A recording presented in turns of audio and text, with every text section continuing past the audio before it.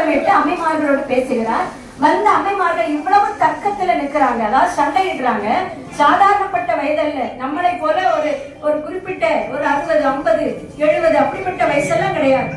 அம்மைமார்களுடைய வயது என்ன? 5, 6, 7. ஏன்னா அவங்க கேட்ட பிறவி அப்படிப்பட்ட பிறவி.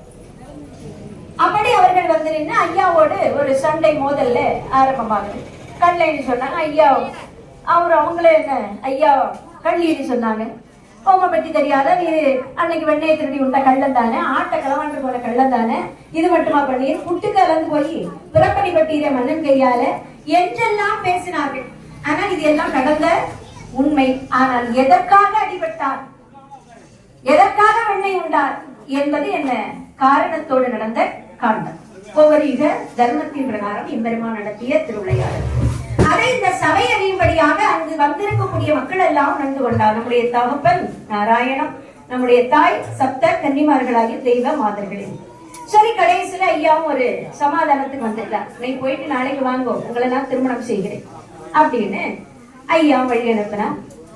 இது வரைக்கும் நாம ஏற்கனவே அறிஞ்சிருக்கோம். இன்னைக்கு நாம என்ன அறிய போறோம்? ஐயா அந்த அம்மைமார்களை வரவழைத்து கொடுக்கல் வாங்கல் முறைகளை பேசி திருக்கல்யாணம் புரிகின்றான்.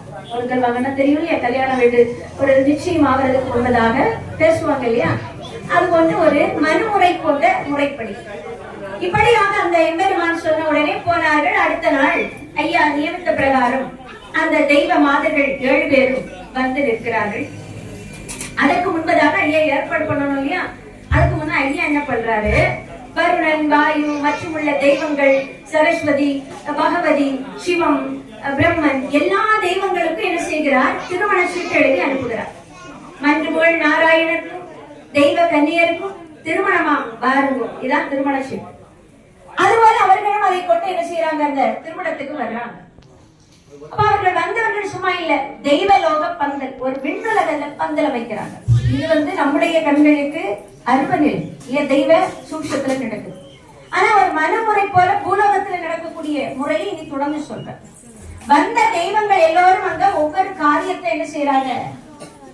இப்ப நாம எல்லாம் எல்லா காரியம் செய்தீங்களா, இங்க வந்து திருமண ஐயாவுடைய திருக்கல்யாணம் காலையில எல்லாரையும் வர சொல்லிடணும்.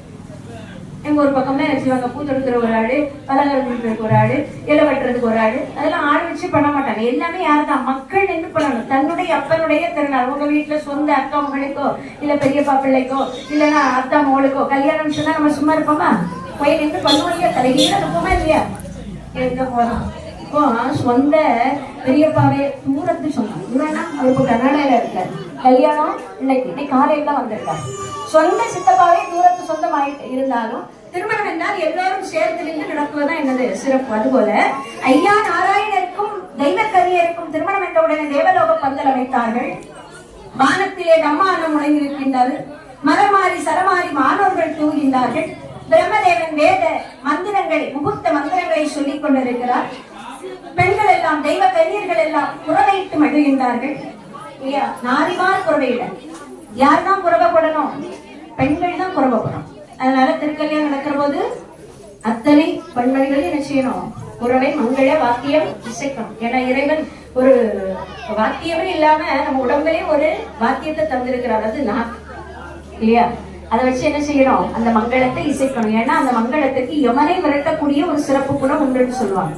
இந்த மங்கள இசை கேட்டவுடனே வந்திருந்த அழைப்பின் பேரிலே வந்திருந்த யமனானவன் சற்று தள்ளி மாறி நிற்கின்றான். மேல்முகில் மாதருக்கு மனமாம் என்று சொல்லி மேலோக பந்தலை அமைத்தார்கள்.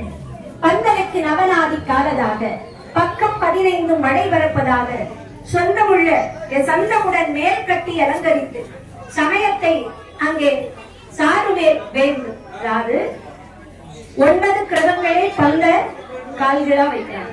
இதுக்கும் சான்றோர் திருமணத்துக்கும் நல்ல தொடர்பு உண்டு. என்ன தொடர்பு ஐயா சொல்லுவார். ஐயா வழியினுடைய திருமணம் நடந்தா தெரிஞ்சிருக்கும் இல்லையா. அதை நீங்க மந்திரத்தை நல்லா கேட்டோம். கட்டுடைய பந்தலுக்கு கால் 9 நாட்டி கட்டு மேல் கட்டியன. கட்டுடைய பந்தலுக்கு கால் 9 நாட்டி. நவக்கிரகங்களே என்ன செய்றாங்க, பந்தல் கால்களாக வைக்கிறாங்க.